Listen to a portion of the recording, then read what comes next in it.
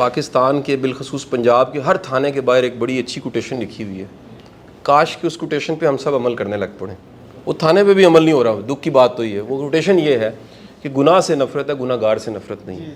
جرم سے نفرت ہے, مجرم سے نفرت نہیں ہے.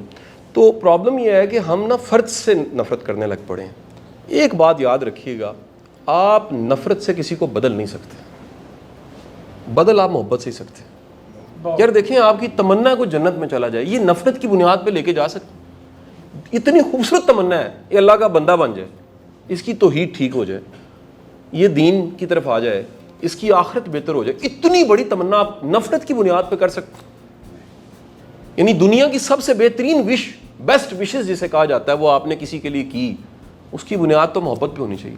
اور محبت کا پہلا تقاضا یہ ہے کہ اس کو اکوموڈیٹ کریں, اس پہ حد نہ لگائیں. یہ جو ہم اس کو اپنے سے علاوہ کر کے پھر ٹھیک کرنا چاہتے ہیں, کاش کہ ہم اسے محبت کریں, ہم اسے ساتھ ملائیں. وہ ساتھ ملائیں گے تو چیزیں ٹھیک ہو جائیں گی. وہ جس طرح ایک 5 نہیں پڑھنی تو 4 پڑھ لو, 4 نہیں پڑھنی تو 3 پڑھ لو, 3 نہیں پڑھنی تو 2 پڑھ لو, 2 نہیں تو 1 پڑھ لو. وجہ یہ ہے کہ ایک پڑھنے والا, میں دعوے سے کہتا ہوں کہ جسے 1 کا سواد ہے وہ 2 پڑھے گا, 2 کے سواد سے 3 پڑھے گا, 3 والا 4 پڑھے گا اور 4 والا 5 پڑھے گا. لیکن آپ کہیں شروع ہی 5 سے. میں صرف سمجھانے کے لیے کہہ رہا ہوں, ایسے 5 ہی فرض ہیں, اس کا قطعاً مطلب نہیں ہے کہ کم کر دینی چاہیے, فرض ہیں. لیکن آپ اسے اتنا مشکل میں ڈال دیں کسی کو, تو وہ نتیجہ کیا ہوگا کہ وہ پھر بھاگ جائے گا آپ سے. تو ہمیں کہیں نہ کہیں اکوموڈیٹ کرنا چاہیے, ہمیں کہیں نہ کہیں اس کو گنجائش دینی چاہیے کہ وہ اس ہماری محبت خلوص کو سمجھ سکے, پیار کو سمجھ سکے. اور میں آپ سب سے گزارش یہ بھی کروں گا, جہاں ہم نے اتنے علوم اور اتنے کورسز, اتنی کتابیں, اتنے علماء اکرام, اتنے تعلیق سے پڑھا ہوتا ہے, ہمیں کاش کہ اچھا رویہ اور اخلاق بھی پڑھایا جائے. ہمیں کسی کی کمزوری ہے, کمی ہے, اس کو کور کرنا بھی سکھایا جائے. ہمیں کسی سے جی آئیں کہنا بھی سکھایا جائے. ہمیں کسی کو دعا دینی, دعا لینی بھی سکھائی جائے. ہمیں شکریہ کہنا بھی آنا چاہیے, ہمیں معذرت بھی کہنی آنی چاہیے, ہمیں معافی بھی مانگنی آنی چاہیے, ہمیں رستہ بھی بتانا آنا چاہیے, ہمیں کسی کے لیے اٹھ کے کھڑے ہونا بھی آنا چاہیے, کسی کو رخصت کرنا بھی آنا چاہیے. یہ سارے آداب ہیں. یقین کیجئے گا, میں یہ سمجھ پایا ہوں, علم بعد کا درجہ ہے, اخلاق پہلا درجہ ہے. پہلے واسطہ پڑتا ہے.